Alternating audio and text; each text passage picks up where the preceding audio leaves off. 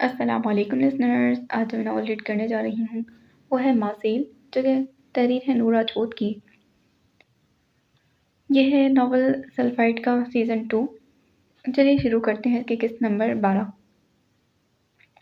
یہ پاگل ہو گئے ہیں، ان کا دماغ الٹ گیا ہے۔ ایمان اپنا فون دیکھ کر بڑبڑائی، جبکہ ماسیل کو لگا اس کی بڑی مشکل آسان ہو گئی ہو۔ جدھر جانا ہے جائے، میں نے پہلے ہی کہا تھا روز سے یہ انسان پاگل ہے۔ ایمان جھنجھلائی، بھائی مجھے کیوں تنگ کر رہا ہے؟ اس نے فون سائڈ پر پھینکا اور اپنے لیپ ٹاپ پر فوکس کرنے کی کوشش کی، لیکن اس کے دماغ میں ماسیل کی باتیں گردش کرنے لگی تھیں۔ دیکھنا تم لوگ، اسے اپنی ضد چھوڑنی پڑے گی۔ وہ اپنے مجسموں کی جانب دیکھتا انہیں یقین دلانے لگا۔ اسٹوڈیو میں سرگوشیاں پھیل گئیں۔ اگر اس نے اجازت دے دی تو؟ اگر اس نے نہ دی؟ کیا ماسیل کسی اور لڑکی کے پاس جا سکتا تھا؟ اگر وہ چلا گیا تو؟ مجسموں میں بحث چھڑ گئی، جبکہ ماسیل سب کچھ چھوڑ چھاڑ کر اسٹوڈیو سے باہر نکل گیا۔ عبدل اس وقت ریزا ہال کے باہر کھڑا ایمان کا انتظار کر رہا تھا۔ سب یہاں اب عبدل کو ستائشی نظروں سے دیکھتے تھے، پر کسی کی اتنی ہمت نہیں ہوتی تھی کہ وہ عبدل کے پاس جائے۔ وہ آج بھی ویسا ہی منہ پھٹ تھا، ویسا ہی بد دماغ اور بدتمیز۔ عبدل نے جیسا ہی کائنات کو ایمان کے ساتھ دیکھا، وہ چونک کر سیدھا ہوا، تعجب سے ایمان کو دیکھنے لگا۔ اسے اس وقت ایمان کے ساتھ کائنات کی توقع نہیں تھی۔ اس نے آگے پیچھے پلٹ کر چاروں جانب دیکھا، وہاں کوئی اور کسی کا منتظر نہیں آیا۔ وہ دونوں قدم قدم چلتے اس کے قریب آ گئیں۔ ہائے عبدل، ان سے ملو، یہ کائنات ہیں۔ اس نے مسکرا کر کائنات کو عبدل سے ملوایا۔ آئی نو ہر، یہ میری کلاس فیلو ہے۔ یہ سن کر ایمان نے پھٹی بڑی نگاہوں سے پہلے عبدل کو اور پھر کائنات کو دیکھا۔ وہ نقاب میں ملبوس کائنات کے چہرے کے تاثرات نہ دیکھ پائی۔ کائنات نے کبھی اسے نہیں بتایا تھا کہ عبدل اس کا کلاس فیلو ہے۔ وہ ہمیشہ اسے ایسے ہی عبدل کے بارے میں پوچھتی تھی جیسے وہ اسے بالکل نہ جانتی ہو۔ آپ مجھے جانتے ہیں؟ وہ براہ راست عبدل سے مخاطب ہوئی۔ آپ کو کون نہیں جانتا ہوگا مس کائنات ملک؟ ایک ہی لڑکی پورے ڈپارٹمنٹ تو کیا پوری یونیورسٹی میں ایسی ہے جو پردہ کرتی ہے۔ ظاہر سی بات ہے لوگ آپ کو جانتے ہی ہیں۔ اس نے پہلی بار عبدل کو خود سے مخاطب پایا تھا۔ کائنات حیران تھی، جبکہ ایمان کو ان دونوں پر غصہ آ رہا تھا۔ نہ عبدل نے کبھی ذکر کیا تھا، نہ ہی کائنات نے، اور وہ آسانی سے بیوقوف بن گئی تھی۔ تم اسے کیوں ساتھ لائی ہو ایمانے؟ تم جانتی ہو میں اچھی لڑکیوں سے دور رہتا ہوں۔ وہ چلنے لگے تو عبدل نے جھٹکے سے سرگوشی کی۔ ایمان درمیان میں تھی، اس کی ایک جانب عبدل تھا اور دوسری جانب کائنات۔ اسی لیے لائی ہوں، وہ شرارت سے مسکرائی۔ کائنات بآسانی دونوں کی سرگوشیاں سن رہی تھی، لیکن وہ خاموشی سے چلتی رہی۔ میں پہلے بتا رہا ہوں، میں کسی کا بل پے نہیں کروں گا، سب کو اپنا اپنا خود پے کرنا ہوگا۔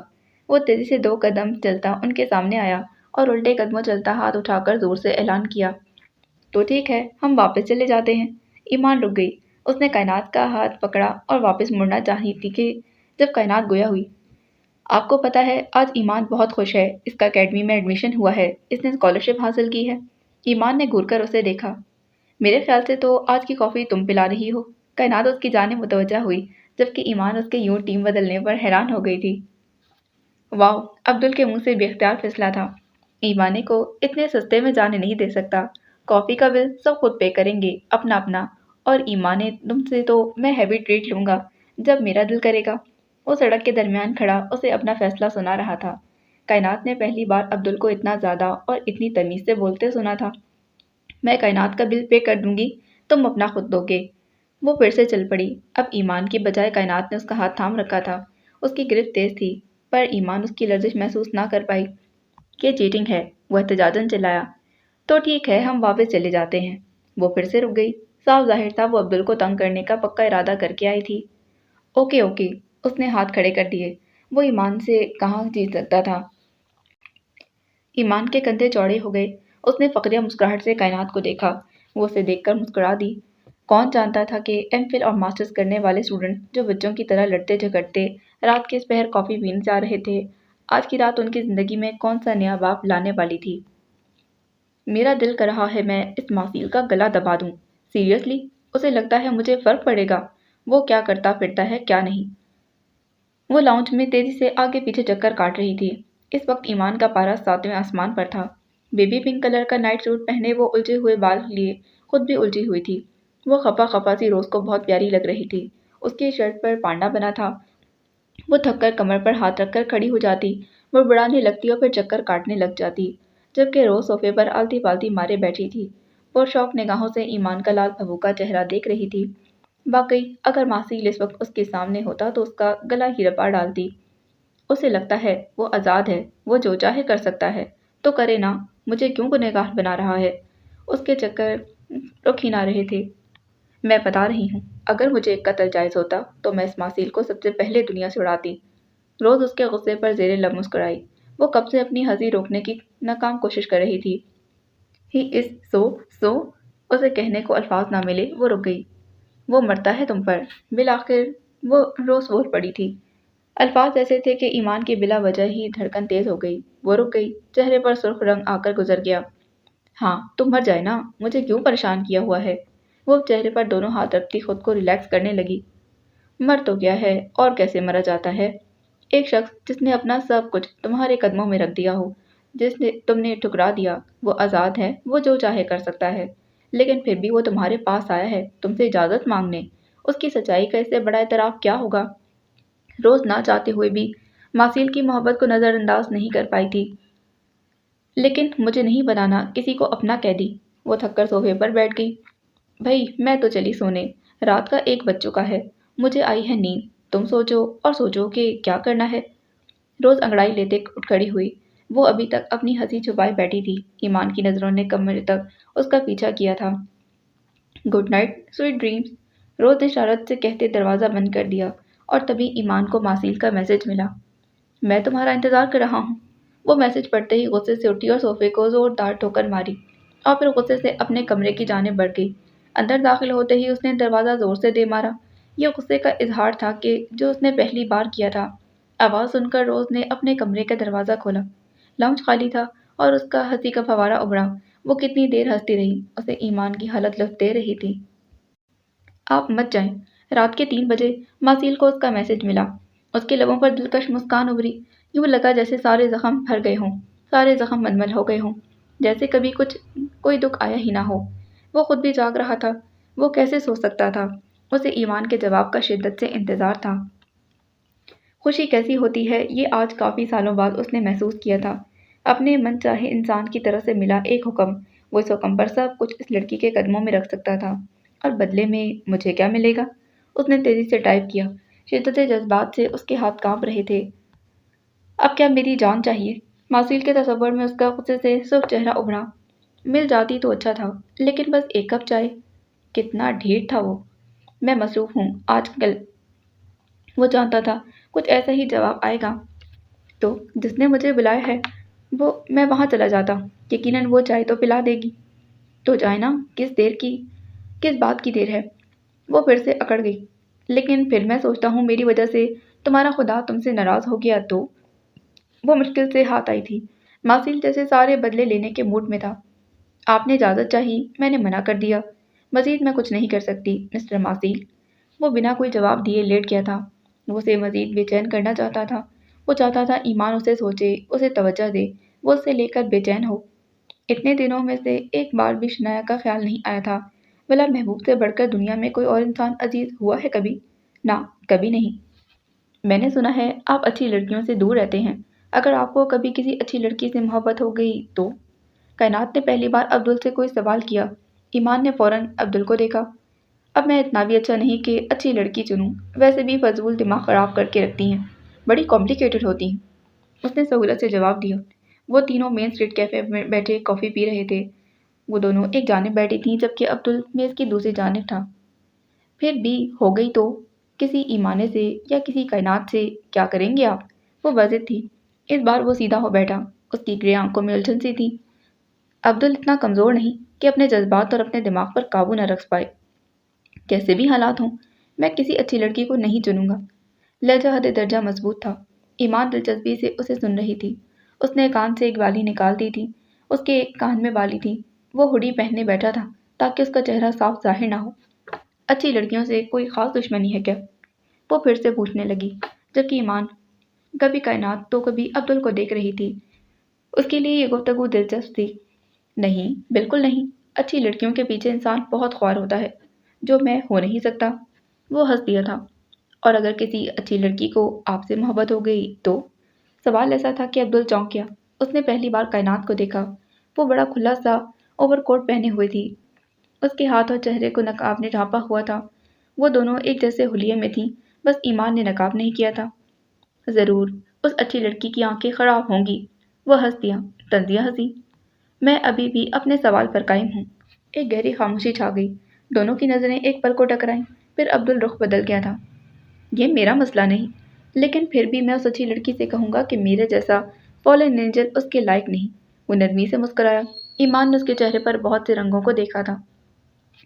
अगर वो लड़की चाहकर भी खुद पर ज़ब्त ना रख पाए तो? जाने वो क्या जानना चाहती थी। फिर भी गहरी खामोशी छा गई। इसका जवाब ईमान ने देगी। वो उसकी जानिब मुतवज्जा हुआ। ईमान जो दिलचस्पी से दोनों की बातें सुन रही थी गड़बड़ा गई। मुझे क्या पता मैं कौन सा अब्दुल हूँ, और मुझसे किसी अच्छी लड़की को कौन सा मोहब्बत हुई है। वो हड़बड़ाहट में उल्टा ही बोल गई थी। अब्दुल उसकी बात सुनकर मुस्कुरा दिया था। तुम ईमान ही ठीक हो, तुम्हें अब्दुल बनने की ज़रूरत नहीं। कायनात ने देखा था वो उसे किसी छोटी बच्ची की तरह ट्रीट करता था। वो ईमान के साथ कोई और ही अब्दुल होता। ये वो अब्दुल नहीं था जो महीनों बाद भी क्लास में आता तो हंगामा मचा देता। इससे पहले कोई कुछ बोलता, कायनात को अपने कोट की जेब में रखे फ़ोन की थरथराहट महसूस होने लगी। उसने फ़ोन निकाला और एक्सक्यूज़ करके उठकर बाहर चली गई। उसके जाने के बाद अब्दुल ने खा जाने वाली नज़रों से ईमान को देखा। उसे अपने साथ लाने से पहले तुम्हें मुझसे पूछना चाहिए था ईमान ने। वो खफा हुआ। वो अच्छी लड़की है, तुम्हें कुछ नहीं कहेगी। और अब्दुल का दिल किया अपना सर पीट ले, जबकि ईमान उसकी हालत पर खिलखिलाकर हंसती। 24 घंटे ख़त्म होने में कुछ ही वक्त बाकी रह गया था। ईमान ने तकरीबन हर घंटे बाद मासील को मैसेज किया था कि आप गए तो नहीं। उसकी नाजुक जान पर जो बनी हुई थी, ये सिर्फ वो जानती थी। और मासील का आगे से यही जवाब कि किसी की चाय की ऑफ़र का इंतज़ार कर रहा हूँ। उसे ईमान का बार बार पूछना अच्छा लग रहा था। वो चाहता था ईमान उसकी हमेशा ऐसे ही फ़िक्र करती रहे। थैंक गॉड, किसी हवाले से ही सही तुमने फिर मुझे याद तो रखा।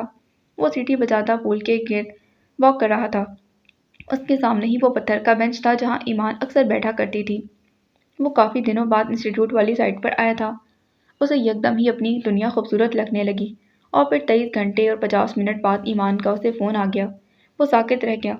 दिल जैसे रुक गया था। जैसे ही उसने फ़ोन उठाया, ईमान की आवाज़ उभरी। मेरे पास जब टाइम होगा तब आपको चाय पिला दूंगी, मगर आज आप कहीं नहीं जा रहे। और हाँ, ये पहली और आखिरी बार है। आइंदा कहीं जाना है तो मुझे पूछे या बताइएगा नहीं। जो दिल में आए वो करें आप। वो उसका जवाब सुने बिना ही फ़ोन रख चुकी थी। टोटो की आवाज़ गूंजती रही। आज कितने दिनों बाद जब उसने ईमान की आवाज़ सुनी थी, वो पूरे दिल से मुस्कुराया। तेरा होना दवा जैसा, सारी तकलीफ़ें फजूल हो जैसे। वापसी का पूरा रास्ता कायनात खामोश रही थी। उसने ईमान ने अब्दुल से पूछा कि उस उसने आगे म्यूज़िक का क्या सोचा है, जबकि अब्दुल प्रोफेशनल सिंगर बनने में भी इंटरेस्टेड नहीं था। वो तीनों आहिस्ता-आहिस्ता चलते रीसा हॉल की जानिब बढ़ रहे थे। ईमान अभी भी दरमियान में थी। वो दोनों उसकी दोनों जानिब थे। ईमान अब जल्दी हॉस्टल पहुंचना चाहती थी। उसे हमेज़ा का मैसेज आया था। सलमा बेगम ने कोई ज़रूरी बात करनी थी। मैसेजेस बार-बार आ रहे थे और फिर सलमा बेगम की कॉल आ गई। वो फ़ोन लेकर साइड पर हो गई थी। खैरियत है ना अम्मी? सब ठीक है ना? वो थोड़ा परेशान हो गई। कुछ भी ठीक नहीं। सलमा बेगम की भराई आवाज़ सुनाई दी। क्या हुआ है? आपकी तबीयत तो ठीक है ना? ईमान की धड़कन तेज़ हुई। उसे अपना गला अपने होंठ खुश्की की नज़र होते महसूस हुए। वो किसी सूरत सलमा बेगम की आंख में आंसू नहीं देख पाती थी। तुम्हारे मामू ने सारी ज़मीन, सारे पैसे वापस ले लिए हैं जो अब्बा ने तुम्हारे लिए दिए थे। तुम्हारे मामू कह रहे हैं तुम्हें वापस बुलाया जाए। ये सब तुम्हें उसी सूरत मिल सकता है जब तुम वापस आकर उनकी पसंद के लड़के से निकाह करती हो। पैरों नीचे से ज़मीन कैसे निकलती है ये ईमान ने वाज़ेह महसूस किया। उसने घबराकर अब्दुल और कायनात को देखा। वो दोनों शायद उसी का इंतज़ार कर रहे थे। सालों पहले उसके मामू ने अपने किसी जानने वालों के एक लड़के से ईमान का रिश्ता पक्का कर दिया था, बिना उससे और सलमा बेगम से पूछे। सलमा बेगम अपने भाई को इनकार ना कर पाईं, जबकि ईमान खामोशी से सब देखती रही। वो अपनी माँ को दुख नहीं दे सकती थी, पर वो किसी को क्या बताती को कि वो क्या महसूस करती थी। सलमा बेगम ने उसके वेलेंसिया आने पर कहा कि उसके पास सिर्फ 3 साल थे और ईमान को लगता था उसकी ज़िंदगी बस 3 सालों की ही बची थी। वो 3 साल जीना चाहती थी, पर अभी तो 1 साल भी नहीं हुआ था और उसे मौत का पैगाम सुनाया जा रहा था। मैं कैसे वापस आ जाऊँ अम्मी? मैं यहाँ पढ़ने आई हूँ। मैंने कभी किसी बात से इनकार नहीं किया, पर मैं पढ़ने आई हूँ, कहीं भागी तो नहीं जा रही। और मामू को समझना चाहिए। वो खुश लबों पर ज़ुबान फेरते हुए बोली। उनका मानना है कि लड़कियां घर से बाहर निकल कर वो नहीं रहती जो वो पहले होती हैं, और वो कह रहे हैं کہ اصولاً ابا جی کی زمین پر انہی کا حق ہے، بس وہ چاہتے ہیں تم آ کر نکاح کر لو اور پھر واپس جا سکتی ہو، اپنی پڑھائی پوری کر سکتی ہو۔ کہ تو بالکل ایسا ہی تھا جیسے ایمان اپنی گردن کٹوا لیتی پر اس کی سانسیں چلتی رہتی اور وہ کٹی گردن کو لٹکائے پھرتی رہتی۔ اس کا دل دکھا تھا، سب کچھ اس کے مامور رکھ چکے تھے، نانا ابو اسی لیے مرنے سے پہلے زمین کا بٹوارا کر گئے تھے، پر وہ نہیں مانتے تھے ان کے مرنے کے بعد ایسا ہوگا۔ ایمان نے اپنی آنکھوں میں نمی اترتی محسوس کی، اس نے عبداللہ اور کائنات کو دیکھنا چاہا پر دونوں کا وجود دھندلا گیا تھا۔ وہ کیسے بھول گئی تھی یہ اس کی دنیا نہیں تھی، وہ تو بھٹک کر یہاں آ گئی تھی، وہ کیسے بھول گئی؟ رات 12 بجے تک سارے دم توڑ چکے تھے، اس کا دل کیا چیخے، وہ چلائے، پر وہ سب کچھ اپنے اندر ہی دفن کرنے کی کوشش کرنے لگی۔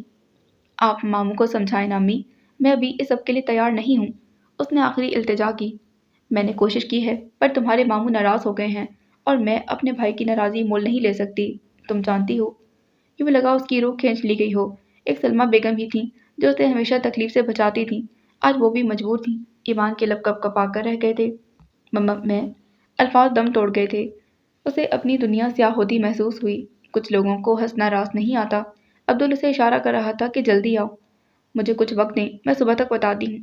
امی میرے دوسرے سیمسٹر کے فائنل ایگزامز بہت قریب ہیں، میں ابھی نہیں آ پاؤں گی۔ اگر کبوتر بلی کو دیکھ کر آنکھیں بند کر لے اور یہ سمجھے کہ بلی اسے کھائے گی نہیں تو یہ اس کی غلط فہمی ہوتی ہے۔ ایسے ہی ایمان نے اپنی آنکھیں بند کر لی تھیں اور سوچا کہ سب ٹھیک ہو جائے گا، پر اس نے سوچا نہیں تھا کہ موت اتنی تیزی سے اس کی جانب بڑھ رہی تھی۔ تمہارا جو بھی فیصلہ ہو، بس میرا سر مت جھکنے دینا۔ فون بند ہو چکا تھا اور ایمان کا نازک وجود ایک نہیں 1000 ٹکڑوں میں بٹ گیا تھا۔ یہ ایک لیب تھی، بہت بڑی لیب، جہاں بہت سارے جانور چھوٹے پنجروں میں قید تھے اور بہت سارے ڈاکٹرز اور سائنٹسٹ اپنے اپنے کاموں میں مصروف تھے۔ اسے آج بہت دنوں بعد لیب آنے کا موقع ملا تھا۔ اسے دیکھتے ہی ڈاکٹر رابرٹ اس کی جانب بڑھا۔ ویلکم ینگ مین، آج تو بہت دنوں بعد لیب آئے ہو۔ میں مصروف تھا، وہ چاروں جانب دیکھتا سنجیدگی سے جواب دینے لگا۔ پچھلی بار کی نسبت اس بار جانوروں کی تعداد زیادہ ہو گئی تھی۔ ہم کوئی بھی دوا تبھی مارکیٹ میں لاتے ہیں جب تک سارے جانوروں پر تجربہ نہ کر لیں، ڈاکٹر رابرٹ نے اس کی نظروں کے تعاقب میں دیکھتے بتایا۔ وہ خاموشی سے ہر چیز کو دیکھتا رہا۔ ڈاکٹر رابرٹ اپنی میز کی جانب بڑھ گئے، جہاں جہاں چھوٹی فنل میں رکھے کیمیکلز کو وہ باری باری اٹھا کر اسے کچھ بتا رہے تھے۔ یو نو وٹ، ڈاکٹر جبیل کا تجربہ 99% کامیاب رہا تھا۔ وہ ویکسین اگر اس وقت بن کر مارکیٹ میں آ جاتی تو ہم بہت سی جنیاتی بیماریوں سے نجات پا لیتے۔ رابرٹ مصروف سا اسے بتا رہا تھا۔ کچھ بیماریوں کے علاج بیماری میں ہی چھپے ہوتے ہیں، جیسے ڈاکٹر جبیل نے ثابت کیا تھا کہ کسی خاص ٹرائسومک انسان کے ڈی این اے اور اس کے بلڈ سے ہم ٹرائسومک بیماریوں کو دور کر سکتے ہیں اگر ہم وہ صحیح ویکسین بنا لیں۔ لیکن افسوس، ڈاکٹر رابرٹ نے گہرا سانس لیا۔ ڈاکٹر جبیل جیسے زندگی سے غائب ہی ہو گئے۔ کسی نے انہیں سالوں سے نہیں دیکھا۔ کبھی جھوٹی افواہیں آتی ہیں اور کہا جاتا ہے کہ انہیں مختلف ممالک کے مختلف شہروں میں دیکھا گیا، پر وہ کسی کو نہیں ملا۔ وہ خاموشی سے سب سنتا رہا، سب دیکھتا رہا۔ وہ جانتا تھا ٹرائسومک ہونا کیسا ہوتا ہے اور جنیاتی بیماریوں کا وراثت میں ملنا کس قدر تکلیف دہ ہوتا ہے۔ اس لیے وہ اکثر اس لیب میں آتا تھا جہاں اسے کچھ بڑے سراغ چاہیے تھے۔ وہ دونوں واپس آئیں تو بہت خاموش تھیں۔ ایمان کے گلے میں کچھ اٹکا ہوا تھا، اسے اپنے سینے میں جلن کا احساس ہو رہا تھا۔ وہ سانس لینا چاہتی تھی پر لے نہیں پا رہی تھی۔ واپس آ کر کائنات بھی خاموشی سے کمبل تان کر لیٹ گئی۔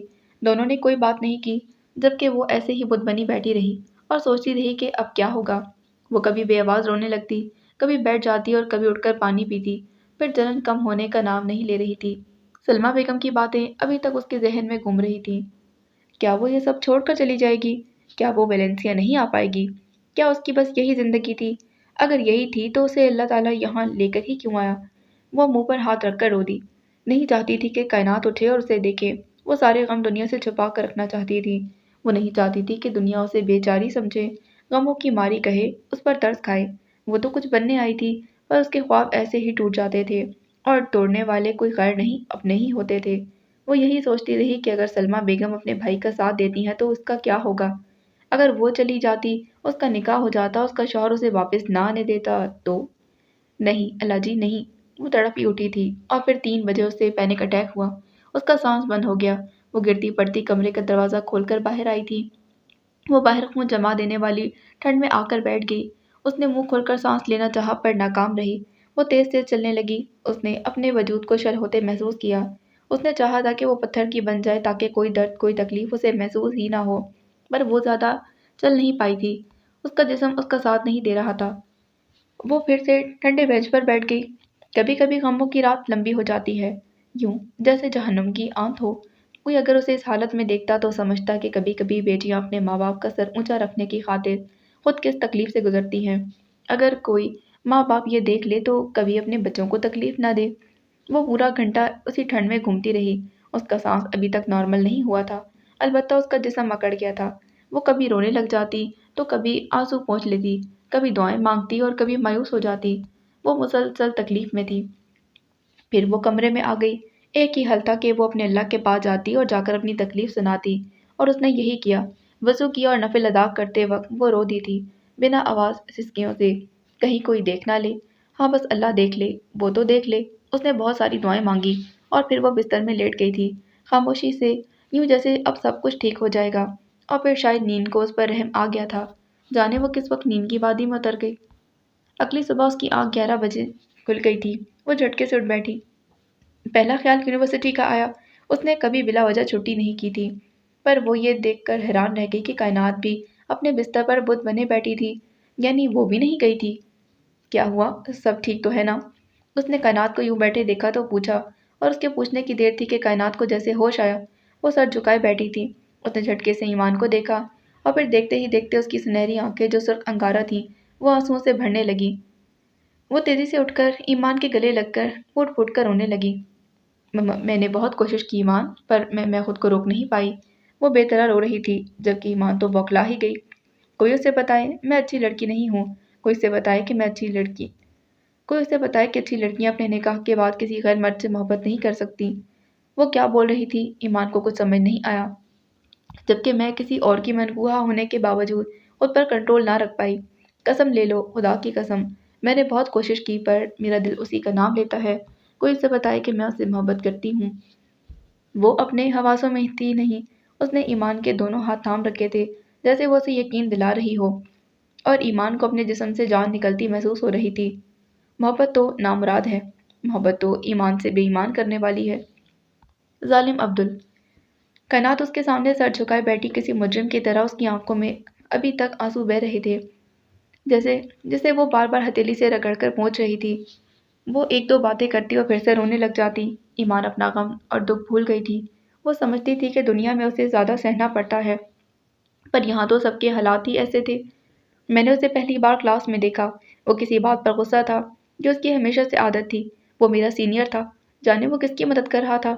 ہماری کلاس کے اسٹوڈنٹس کو لگتا تھا کہ وہ ہمارے ساتھ پرینک کرنے آیا ہے، پر وہ واقعی کسی اسٹوڈنٹ کی ہیلپ کرنا چاہتا تھا، اور اسی سلسلے میں وہ ہم سے مدد مانگنے آیا تھا۔ وہ ضدی اور غصے والا تھا۔ جن اسٹوڈنٹس نے بھی انکار کیا وہ ان کی کوئی نہ کوئی چیز اٹھا کر لے گیا، لیکن جیسے ہی وہ میرے سامنے آیا اس کی نگاہیں جھک گئی تھیں۔ ایمان خاموش ہو گئی۔ میں نے پہلی بار خود کے سامنے کسی کی نگاہوں کو جھکتے پایا تھا۔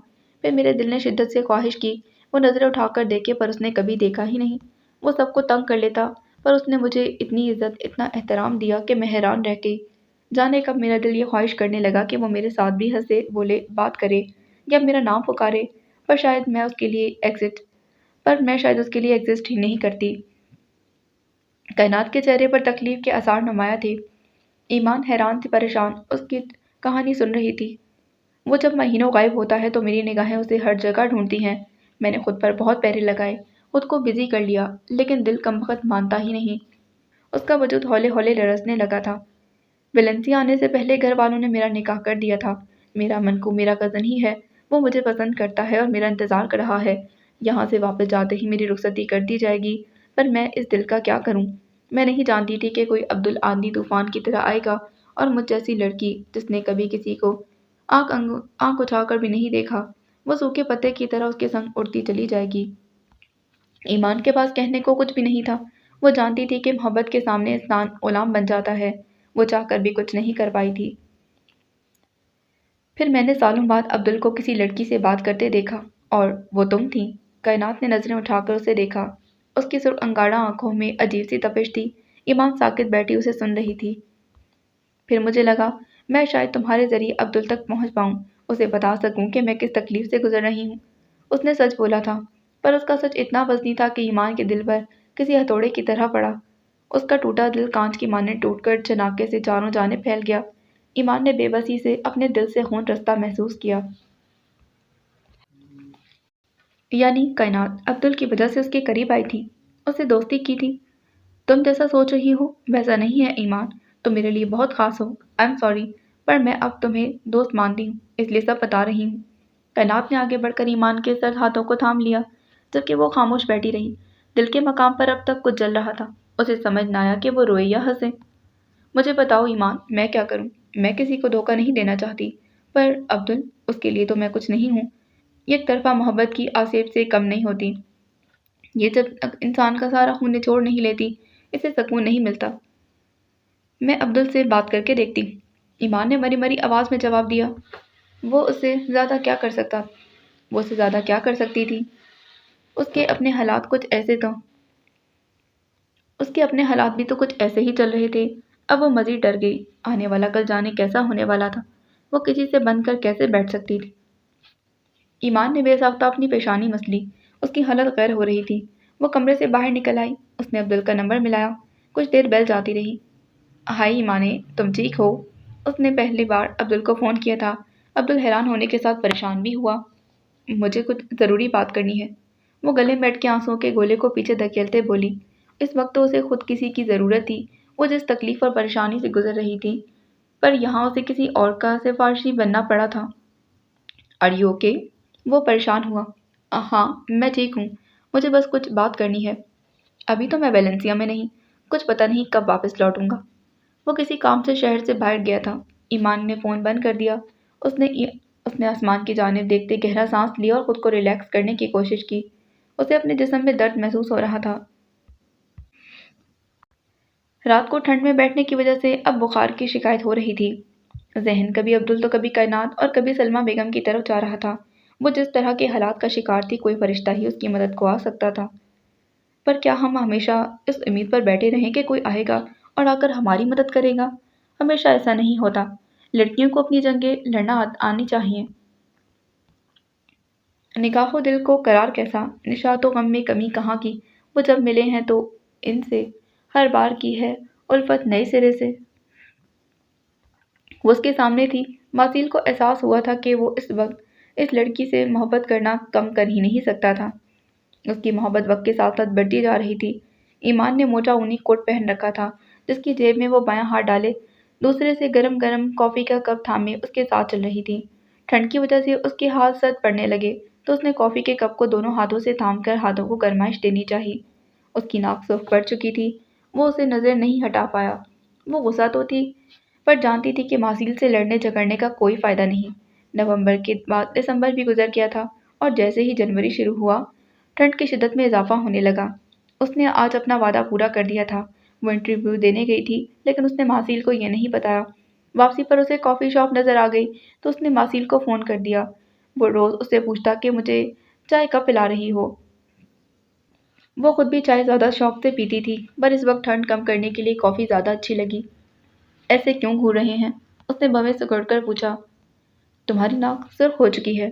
وہ ابھی بھی اس پر نظر جمائے ہوئے تھا۔ تو غصہ تو ناک پر ہی رکھا رہتا ہے، تو کم غصہ کیا کرو نا۔ وہ مسکرایا۔ اس نے بھورے رنگ کی جیکٹ پر بھورا مفلر کانوں کے گرد لپیٹ رکھا تھا، اس کے بال سلیقے سے جمے تھے۔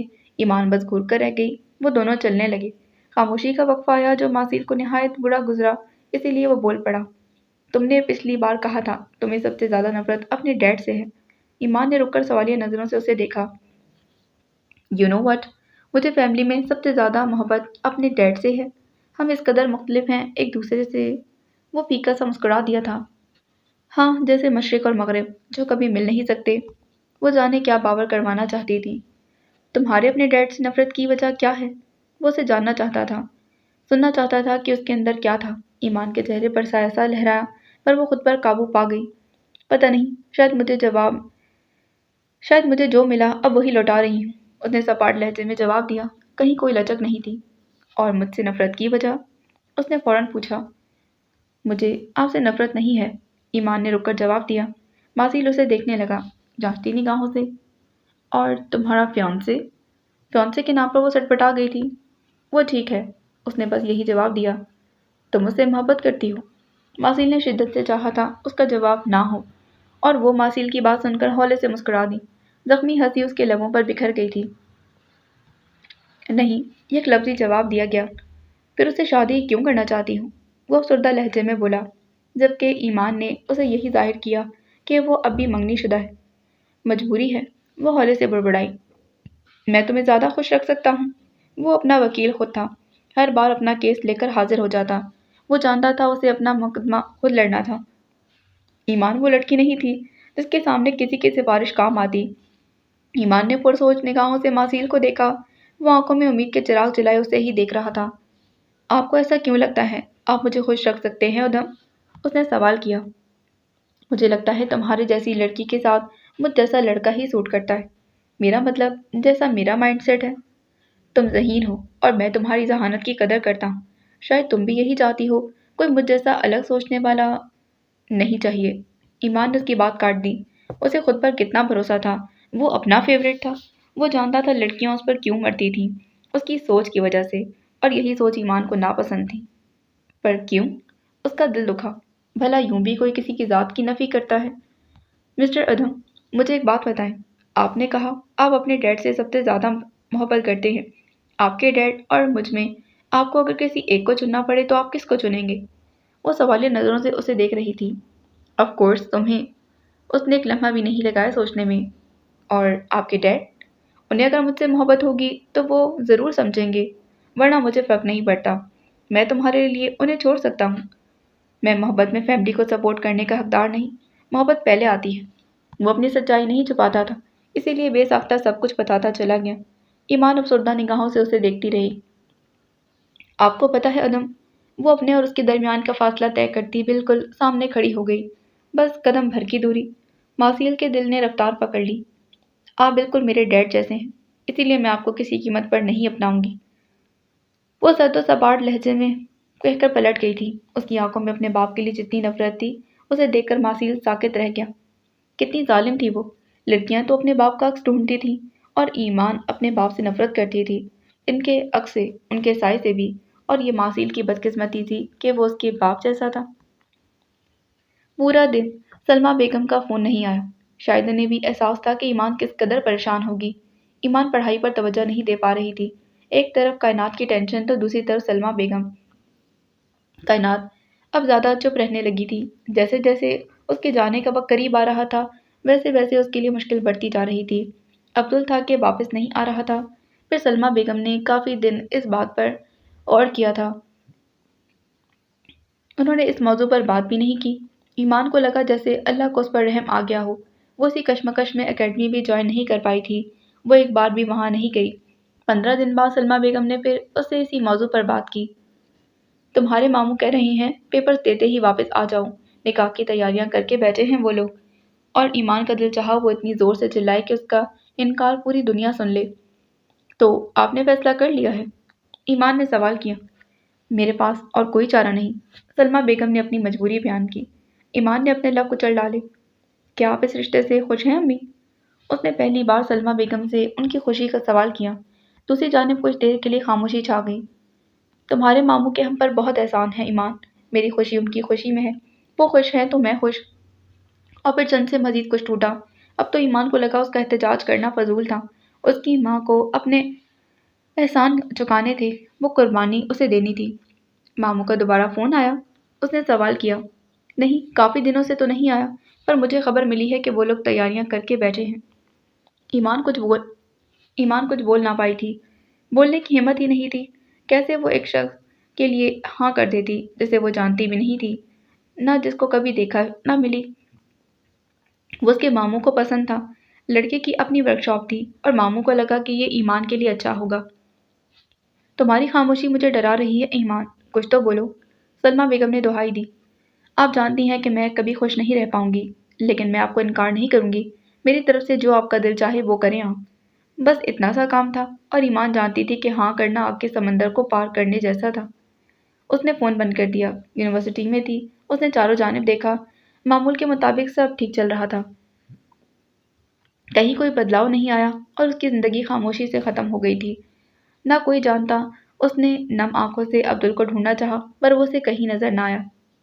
काश काश आपने मेरा साथ दिया होता, आप मेरे साथ होते।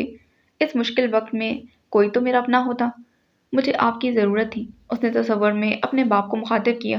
वो बड़ी दुनिया में अकेली रह गई थी। उसका बाप कहीं भी नहीं था और फिर नफरत की लहर उसके वजूद में फैल गई थी। आज जो कुछ भी हो रहा वो उसके बाप की वजह से ही हो रहा था। उसकी मुस्कान लबों से छिन चुकी थी, पर उसके दिल से एक बोझ उतर गया था। वो ना सही सलमा बेगम ही सही, चलो कोई तो खुश रहता।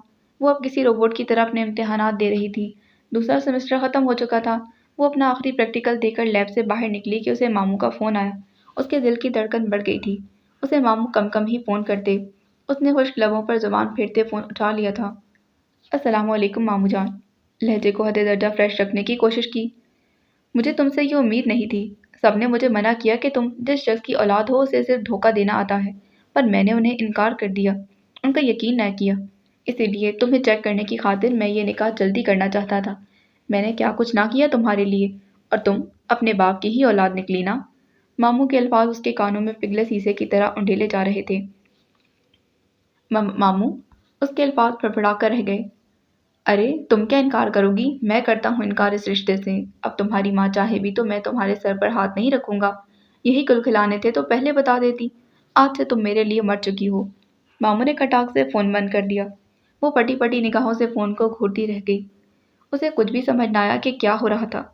मामू की बातें उसके दिमाग के ऊपर से गुजर गई थीं। वो इसी कश्मकश में थी कि सलमा बेगम का फ़ोन आ गया। उसने लरसते हाथों से फ़ोन उठाया। अब तुम खुश हो? तुम्हारी वजह से मेरे भाई ने मुझे छोड़ दिया। वो फूट फूट कर रो रही थी। सलमा बेगम को पहली बार उसे शिकायत हुई। ईमान का दिल किया ज़मीन फटे और वो इसमें समा जाए। पर अम्मी, मैंने तो हाँ, तुम्हारी खुशी के लिए मैंने अपने भाई को इनकार करना चाहा, और देखो नतीजा क्या निकला। उन्होंने सब कुछ छीन लिया। अब कौन मदद करेगा हमारी? कैसे करोगी अब तुम पढ़ाई? कैसे करोगी अपने ख्वाब पूरे? वो खामोशी से सुनती रही। वो अपनी माँ की अपने मामू से मोहब्बत जानती थी, और ये भी जानती थी कि इस वक्त मामू से उसकी माँ को किस कदर जलील किया होगा। इसलिए वो खामोशी से सलमा बेगम का गुस्सा सहती रही, पर सलमा बेगम के आंसू उसे तकलीफ दे रहे थे। क्या उसकी ज़ात इतनी अज़रा थी जो कोई भी उसकी ज़ात का यूं तमाशा बना देता? वो किसी वो किससे शिकवा करती? उसके पास तो कोई था भी नहीं। और फिर ये खबर जंगल में आग की तरह पूरे ख़ानदान में फैल चुकी थी। हर किसी की नज़र में उम्मे ईमान बिनते अब्दुल्ला बुरी बन चुकी थी। यही होता है अंजाम जब लड़कियों को पढ़ने घर से बाहर भेजा जाता है, जब उन्हें आज़ादी दी जाती है। हर किसी की ज़ुबान पर यही लफ्ज़ थे।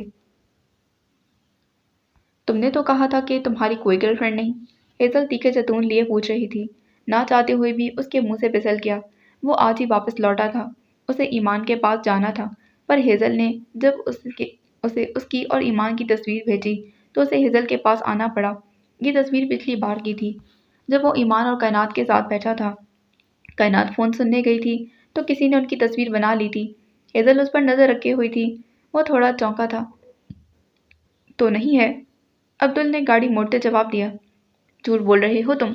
वो चाहते हुए नामल लहजा नहीं रख पाई थी। अचानक ही तल्खी से गले में अचानक ही तल्खी सी गले में घुल गई थी। उसे ठुकराकर अब्दुल किसी और के साथ बैठा था। वो ये दर्द कैसे भूल जाती? अब्दुल झूठ नहीं बोलता। तो वो हिजाब वाली लड़की कौन थी तुम्हारे साथ? हेज़ल की आंखों के सामने ईमान का सरापा लहराया था। वो गर्लफ्रेंड नहीं है। तो फिर कौन है? मैंने आज तक तुम्हें किसी लड़की से अच्छे तरीके से बात करते नहीं देखा। कहाँ तुम उसके साथ कॉफ़ी पी रहे थे? उसकी सारी मालूमात उसके पास सारी मालूमात थी। अब्दुल को उसका डरना अच्छा लगा था। वो पूरी तवज्जो से गाड़ी चलाता रहा। वो ईमान से मिलने जा रहा था और हेज़ल उसके साथ थी। अलबत्ता उसके पास ये जवाब नहीं था कि ईमान उसकी क्या लगती थी। वो मुझे किसी की याद दिलाती है। किसकी? हेज़ल ने बेसाख्ता पूछा। वो रुख बदल कर अब्दुल की जानिब हो गई थी। किसी अपने की, किसी ऐसे इंसान की जिसके लिए दिल कहे ज़मीन पर ना सही तो आसमान में कहीं आमिल। वो खोए खोए लहजे में बोल रहा था, जबकि हेज़ल हैरानी से सुन रही थी। ये अब्दुल का जाने कौन सा रूप था। इसका दिल डूब कर उभरा। अगर अब्दुल उस लड़की से मोहब्बत करता हुआ तो वो तो ये भी नहीं जानती थी कि इस वक्त वो उसे कहाँ ले जा रहा था। तुम मुझसे मोहब्बत करते हो? उसने डरते डरते सवाल किया। ईमान ने मुझसे मोहब्बत नहीं करती, उसने हंसकर जवाब दिया। تو اس کا نام ایمان تھا؟ حضرت تلملا کر رہ گئی۔ ایما کا سراپا وہ بھول نہیں سکتی تھی۔ اور تم؟ وہ بے چین نگاہوں سے اسے دیکھ رہی تھی۔ میں پاگل ہوں کیا؟ میں اس کی زندگی کیوں برباد کروں گا؟ اس نے الٹا سوال کیا۔ لیکن ہیزل یہ نہیں جان پائی کہ آخر سچائی کیا تھی۔ گاڑی میں خاموشی چھا گئی۔ میں اسی سے ملنے جا رہا ہوں، ملنا چاہو گی؟ اور ہیزل حیران رہ گئی۔ پل پل روپ بدلتا عبدل اسے کبھی سمجھ نہیں آیا تھا۔ پر میری ایک شرط ہے، عبدل نے سنجیدہ لہجے میں کہتے اس کی جانب دیکھا تو ہیزل الجھ گئی تھی۔ وہ مئو ہو چکے دماغ کے ساتھ بیٹھی عبدل کا انتظار کر رہی تھی۔ وہ بہت تھک چکی تھی، بہت دنوں کی نیند تھی، وہ سونا چاہتی تھی۔ اس کے ذہن پر بہت سارا بوجھ تھا، پر وہ کائنات کے لیے یہاں آئی تھی۔ اور پھر اسے عبدل آتا دکھائی دیا۔ اس کے ہاتھ میں ایک بڑا سا ڈبہ تھا۔ وہ مسکرا کر ہاتھ ہلاتا اس کی جانب آیا۔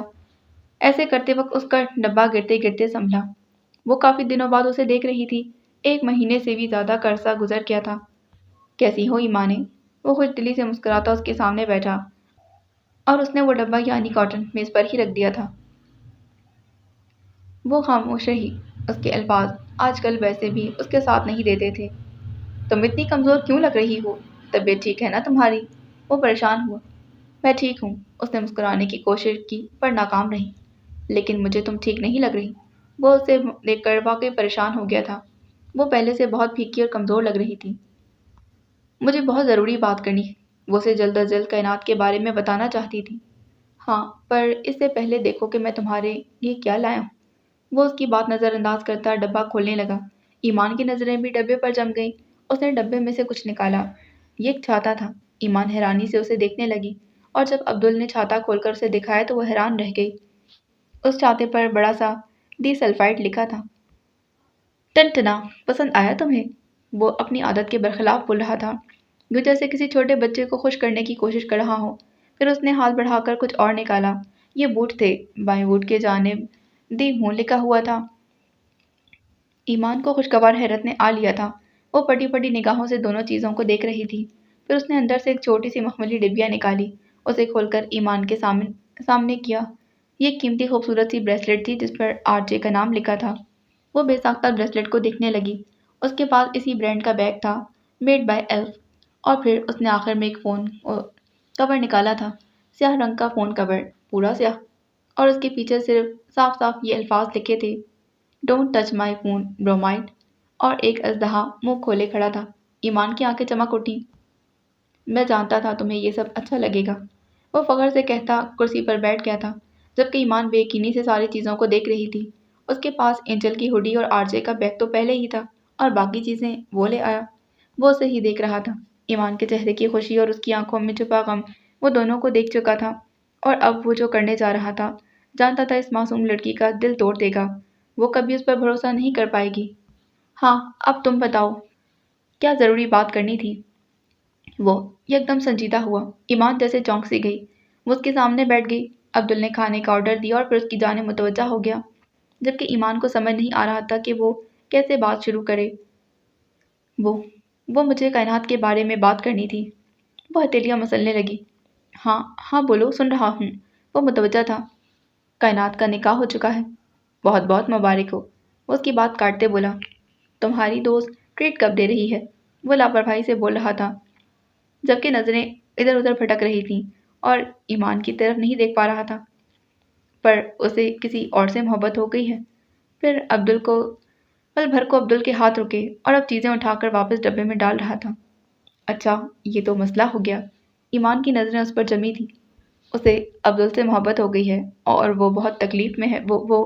وہ خود رو پڑی تھی۔ عبدل نے ضبط سے آنکھیں میچیں۔ ایمانے، ایسے مت بولو، یہ غلط ہے۔ میں تو خود انگیجڈ ہوں، تم نے اسے بتایا نہیں؟ اور یہ کیا تھا عبدل نے معصوم ایمانے پر دھماکہ۔ انگیجڈ؟ ایمان کو گہرا صدمہ لگا۔ اگلے ہفتے میں شادی کر رہا ہوں۔ وہ ایمان کو دیکھ رہا تھا جو پھٹی پھٹی نگاہوں سے اس کے سامنے بیٹھی تھی۔ اس کے چہرے پر بے یقینی کی سی کیفیت تھی۔ اس کے چہرے کی زردی بڑھ گئی۔ شادی؟ وہ زیر لب بڑبڑائی۔ آئی ایم سوری ایمانے، میں شاید بتانا بھول گیا کہ میں کمیٹڈ ہوں۔ میں اپنی فیانسی کے ساتھ وقت بتانے کے لیے ہی غائب ہوتا ہوں۔ اور ایمان کو لگا کہ وہ مزید سانس نہیں لے پائے گی۔ دھوکہ، ایک اور دھوکہ۔ دوستی کے نام پر اسے دھوکہ ہی دینے آئے تھے لوگ۔ اپنی دوست سے کہو وہ میرے ٹائپ کی نہیں، جسے نکاح ہوا ہے اس کے ساتھ خوش رہے۔ اس نے آگے ہو کر اپنے ہاتھ سے ایمان کے سر کو چھوا۔ وہ اب بھی بے یقینی کسی کیفیت میں بیٹھی تھی۔ اور ہاں، میں تمہیں آج ہیزل سے ملوانا چاہتا ہوں، وہ بھی تم سے مل کر خوش ہوگی۔ اور پھر اس نے فون نکال کر ہیزل کا نمبر ملایا تھا۔ وہ باہر گاڑی میں اس کا انتظار کر رہی تھی۔ وہ فون پر کچھ کہہ رہا تھا جبکہ ایمان اس کے چہرے پر کچھ ڈھونڈ رہی تھی کہ وہ کتنا سچ بول رہا تھا۔ اور پھر کچھ دیر بعد ایک نہایت حسین لڑکی اس کی جانب بڑھتی دکھائی دی۔ وہ ہائی ویسٹ جینز اور ان کا کراپ ٹاپ پہنے ہوئے تھی، بال کھلے تھے اور حسین سے بھی حسین تھی۔ ہائے ایمانے، کیسی ہو؟ وہ نرمی سے بولی۔ عبدل نے جیسا بتایا تھا تم ویسی ہی ہو۔ اس کی مسکان، ہاں، اس کی مسکان پر عبدل دل ہار گیا ہوگا۔ ہیزل نے عبدل کا ہاتھ تھام لیا تھا۔ ایمان بس دیکھ رہی تھی، اس کی سماعت بند ہو چکی تھی۔ وہ ایک دوسرے کے سنگ بہت مکمل لگ رہے تھے۔ وہ مسکرانا چاہتی تھی، مسکرا نہ پائی۔ مجھے اب جانا ہے۔ وہ کچھ دیر بیٹھی اور پھر اٹھ کھڑی ہوئی۔ اپنا سامان لے کر جانا۔ عبدل نے ڈبے کی جانب اشارہ کیا۔ وہ ایسا ہی تھا، ہمیشہ اس کے دکھی ہونے پر کچھ نہ کچھ کر کے اسے خوش کرتا۔ کوئی گفٹ لاتا تھا اور اس بار اس نے من پسند گفٹ دے کر اسے دکھی کر دیا تھا۔ ایمان نے سر ہاں میں ہلاتے ڈبہ اٹھا لیا۔ وہ وہاں سے پلٹ گئی۔ عبدل اور ہیزل کی نگاہیں اس پر جمی تھیں۔ 2-4 قدم چل کر رکی اور پھر پلٹ کر عبدل کو دیکھا۔ اس کی آنکھوں میں نمی تھی۔ ہزاروں شکوے تھے جو وہ عبدل سے کرنا چاہتی تھی پر کر نہیں پائی۔ وہ تو اسے باقیوں سے الگ سمجھتی تھی۔ ہمیشہ خوش رہو، وہ تیزی سے کہتی پلٹ گئی اور چلی گئی تھی اور عبدل کو اپنے اندر خالی پن اترتا محسوس ہوا تھا۔ باقی اگلی قسط میں۔ جانے سے پہلے چینل کو سبسکرائب کریں، ویڈیو کو لائک کریں، بیل آئیکن کو پریس کرنا ہرگز نہ بھولیں۔ ملتے ہیں اس کی اگلی ایپیسوڈ میں۔ اللہ حافظ۔